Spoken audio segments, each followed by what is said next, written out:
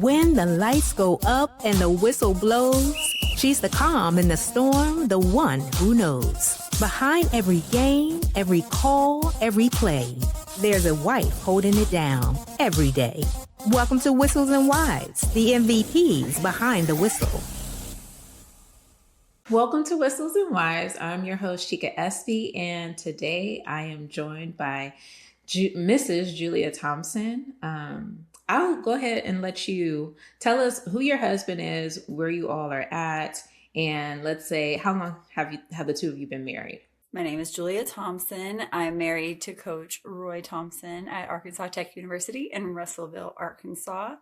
We've been here, well, I guess it's been a year for him in December.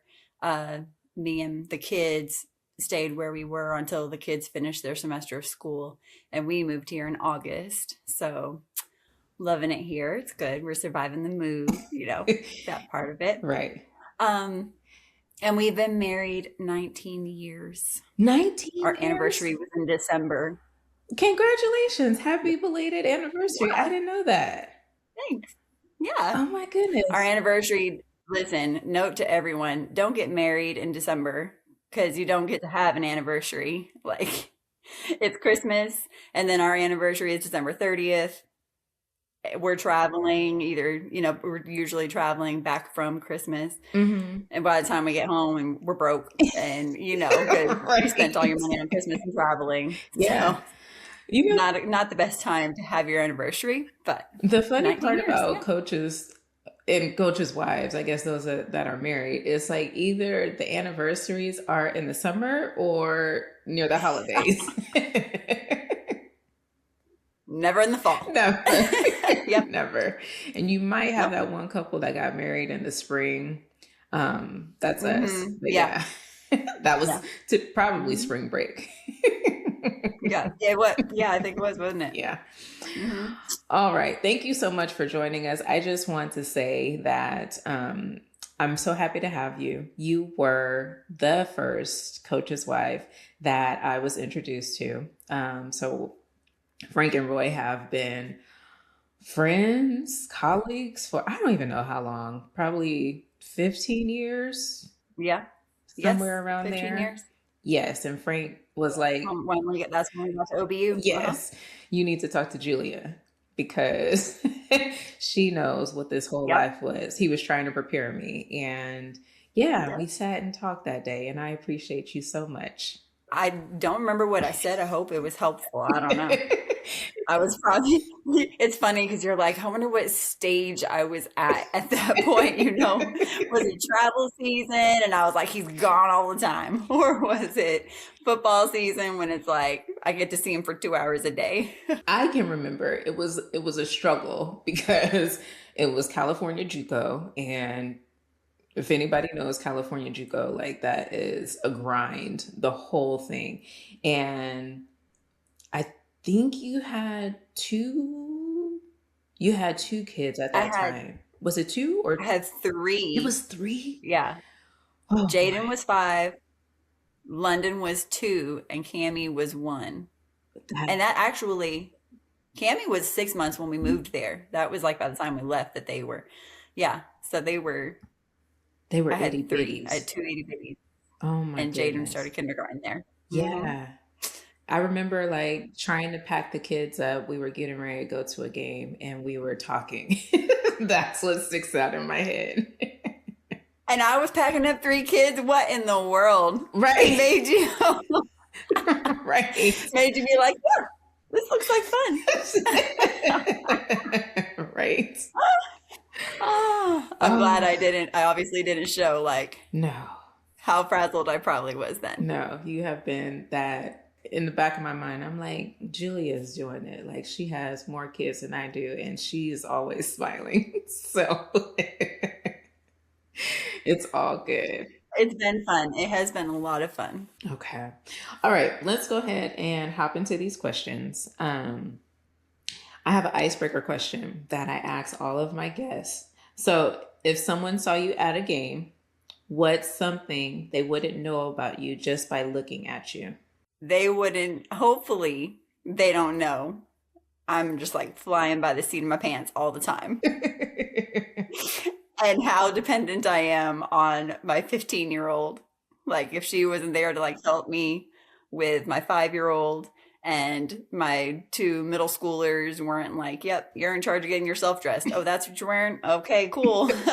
Works for Let's me. go with it. Like, whew, you just got to just roll with it. So, but hopefully we always make it look like it was on purpose and we know what we're doing. I love that It's about okay. you guys. Yeah. You guys are like, it's cool. We just try to have it's fun. Fine. You know what? Yeah. When something crazy happens, it's a story to tell. So it's okay. Yeah. We don't need to stress over it. We just go with it. I love that. All right. First question. You are now a head coach's wife. What is the most head coach's wife problem you've dealt with that you never saw coming? I think how much busier he is. I feel like when he was a defensive coordinator, he spent so much time watching film, like plotting tendencies and trying to decide, just always trying to get in the mind of the other team to know what to do. He spent a lot of time in doing that. Well, now he's got, a staff to manage. All the players, he gets those calls that are, like, oh, this player's in trouble, that player, like their grades, they didn't show up to class. We need you to check in on this guy, whatever it is. Like he gets all of those calls, not just for his own players, for all the players. And yeah.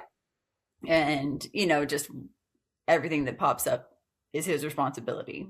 So it's a lot more time. Yeah. He gets a lot more calls. He's on the phone a lot more and gets a lot more text messages. And how has that changed, like you supporting him? Like I know that you've seen, because he's now responsible for the whole program, that you've seen a change in him.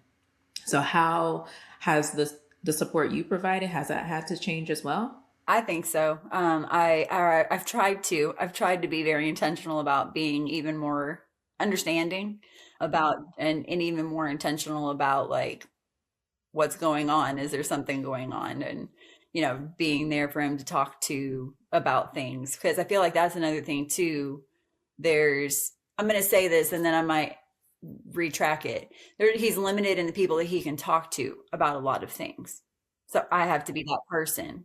He can't, if he's having staff problems, he needs someone to talk it through. That might be me, because he can't talk it through with the defensive coordinator or the offensive coordinator or the staff or, and then even, he can't call some of his old friends from old staffs because we're in the same conference. And so, you don't want to like, I don't know. So, yeah. So I think I do try to be, which I feel like I'm so limited. I'm like, I hope I'm providing the support you need, because I know that that I'm not understanding half of what you're saying. I'm trying really hard though. So I just try to provide as much support as I can and then try to be there just in any way that I can. Sometimes it's even, he's like, I need you to come decorate my office. I'm like, oh, okay, cool, sure. Question number 2. Tell me about the weirdest part about being, well, maybe that's just an assumption, but being in Russellville, it is larger than Arkadelphia. But what has been your experience in being so public in a small town? Like if you go to the store and people know who you are. That is definitely something I was not expecting. I was not expecting going, like we'll be at church and somebody was like, oh, you're Coach Thompson's family, aren't you? And you're like, how do you know that? And then they'll start asking me questions about the football season and, what does your husband think about the portal? And I'm I don't know you. Slow down. What does your husband think about scholarships? I'm like, whoa. What's your name again? Should I know you from somewhere? So it does make that tricky, having moved to a new place and you're trying to learn new faces and people, and then they come at you like they know you, and you're like, do I know you? Shoot. Should I know you? And I am totally blanking. If so, I'm sorry, So there is a lot more of that. And even for the kids said that they'll be walking down the hall and a teacher will say, hey, you're Coach Thompson's kid, aren't you? Your dad's the new head coach. Yeah. Or even other classmates. Hey, your dad's the head coach at Tech, right? And yeah. So it is a lot more publicity than really even than I expected. Okay. But I mean, it's not been a problem at all. It's just when they ask, do the catches you off kids guard enjoy when they it, or are they like address you. weirded out? I guess depending on which kid we're talking about, right? Yeah. So with my middle schoolers, it was like some boy that they don't know, and so they were like, "You're talking to me?" We're in middle school. This is weird, But yeah, so it doesn't bother them. So I wouldn't say they like think they're big, huge celebrities, and you think they have a chip on their shoulder now. But yeah. That brings me to my next question. So your kids have grown up in the football world. Have you had to have conversations with them about, just what can be expected? Like, dad's not going to be able to come to your game, or we're not going to be able to go to certain places during football season. Have you had to have those conversations? Not really, because it's always been a part of their life. So it's always been that way.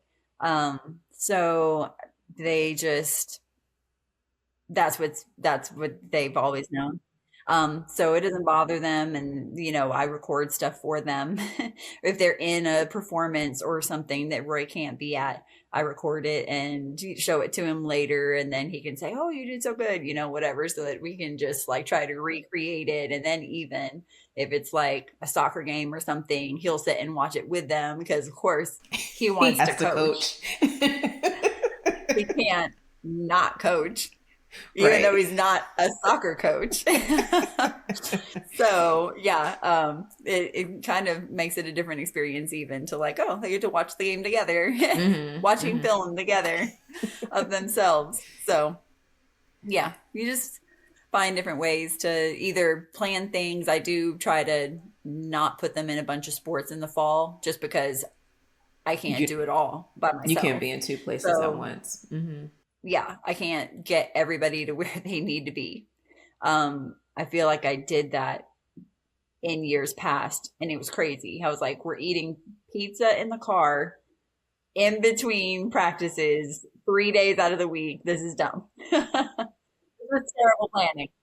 So I just try to, what's the one sport that you really want to do more than the others?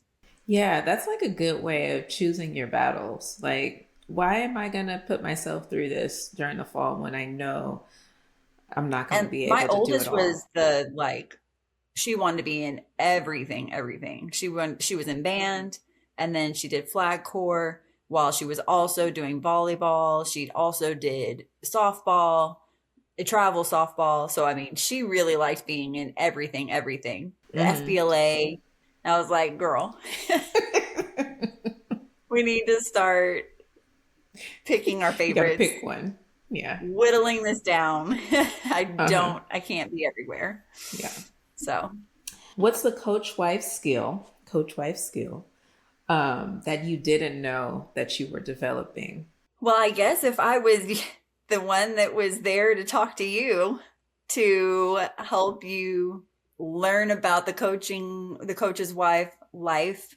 I guess I didn't realize that I was being a mentor a little bit sometimes. But that's something that we coaches' wives definitely have to do for each other. Like, we have to be there to support each other whenever, I need help. I've had to go and dog sit because husbands are out of town. I need someone to pick up my dog. We just do whatever we got to do. And I know that everybody would be there for me if I needed somebody to pick up the kids because husbands are out of town or unavailable. And so, I mean, we all support each other in that way. Of course, for sure, which is so wonderful.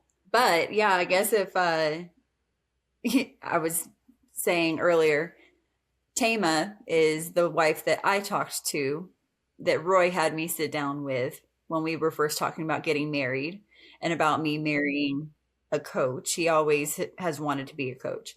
And so he had me talk to one of his coach's wives. And I was like, why do I need to talk to Tama? I don't understand. Like, I had no idea that being a coach's wife was such a big deal, that it was going to be so demanding, or, you know, be an extra, you know, just on top of being a mom and a wife. You have the other responsibilities as a coach's wife. And she did. When she sat down with me, I really was surprised. I was like, I did not foresee any of this.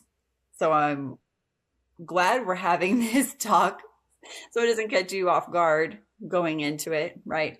So I think it is good. But I've had the talk, I guess, you know, when I've talked to you 10 years ago about what it would be like being a coach's wife. I've had that talk with other people too. Roy has had me talk to other people, had that talk with other people too. Was there one thing that she told you that still sticks out to today? No, actually, and isn't that bad? I think it was a blur because I had no idea that it was even a big deal. Like, it's hard to take in all of the information until you're in it. Yeah. Right? Yes. And even when they're saying they're going to be gone a lot, like, you don't understand what that means until you're like 3/4 of the way into football season, and you're like, I miss you so much. Like, we live in the same house, don't we? I miss you so much. When do I get to see you again? Yes. So I think, you know, a lot of it just doesn't really stick until you've really experienced it. But of course, once I experienced it, I was like, oh, that's what she was talking about. You know, so it's still good to have those conversations. I'm not saying that we shouldn't do that. I'm saying that you don't fully understand until you're in it. But then you can say, oh, okay, yeah, saw this coming. I was prepared for this. Didn't realize the extent of it. Frank was like right around that time that he had me come talk to you. I think they were getting ready. Well, there was another time, but we were living apart. He was maybe working 2 hours away. This was still here in California. And we were dating, and he told me, he was like, oh, okay, well, I guess I'll see you near Christmas or something. And he was like making light of it. And I really took it, like, I was really upset. But it's one of those things, like, yeah, he's not going to be around, or you're not going to be able to have as much time with him, even though, you know, you're not very far because they're so busy. Yeah. So, yeah. Okay. What's something that you and Roy do that most people would never guess that keep you two connected to each other? We are very intentional about having lunch together as often as we can, because really our meal times, like, he's guaranteed a lunchtime, right? Everything else, you never know. Like, he doesn't know exactly what time he's going to be home. It depends on how late the meeting goes, and if somebody's waiting to talk to him after he gets out of that meeting or whatever. So I've always found a job on campus wherever we move. I've worked on college campuses in multiple capacities and a wide variety of offices and stuff. But I always like to find a job on campus, because then I'm on campus and around, and it's easy for us to have lunch together and to be able to at least, like, hey, what time are you getting lunch today? I get to sit down and talk to you for at least that amount of time. Mm-hmm. And hopefully everybody else is having lunch too. So hopefully they won't be bothering They won't bother you. And then, because even at dinner, like, it's hurry, make dinner, get the kids' homework done, get everything laid out for tomorrow, get everybody in bed, start all over, you know, first thing in the morning. And so we get to have, like, just him and I at lunch, our time together. So that's really special. Yeah. So I have a quick fire question. This is the last question. Your game day VP. What's that one thing that you need on game day that helps the day or helps the game go a little smoother? It can be an item, maybe a superstitious routine. What's that one thing? The thing that came to mind was Jaden. My 15-year-old. I mean, really, I'm like, I have to really give her a lot of responsibilities. And now that other kids are getting older, I get to boss them around too, right? I've always been able to boss them around, but you don't know how well the task is going to get done. Yeah. So Jaden is very dependable. And I mean, it's tough being an oldest child. Poor thing. I hope it's all for the better in the end. But she helps me so much. And she'll even like, Mom, did you get your phone? Mom, do you have your this? Do you have the tickets? Do you have the... And so I'm like, oh, thanks. Like, no, I don't. Mom, do you have your purse? I do not. Let me go get that. Thank you. Yes. So that is actually the thing that came to mind when you said that. Jaden is so special. She helps me with Jen when I'm there. So I appreciate. She loves Jen so much. She's so happy about it. It's like she's not even the grumpy teenager, you know, that you hear about all the time. It's just like, oh yeah, come on. And it's like, yeah, this is what we do. Like, I just appreciate her. She's been doing this for 15 years. She knows the drill. Yes. All right. Julia, that's the interview. I appreciate you so much for joining and for sharing and for being the wife to introduce me to this world and still talking to me through it all. Mm-hmm. And I hope call me anytime, because that's what we have to do. We have to be there for each other when other people just don't get it. Yes. Yes. And that's a wrap on today's episode. Thank you for joining us. If this episode of Whistles and Wives spoke to you or you enjoyed it, please subscribe, write a review, like, comment, or share with a friend. We'll see you on the next episode. Bye.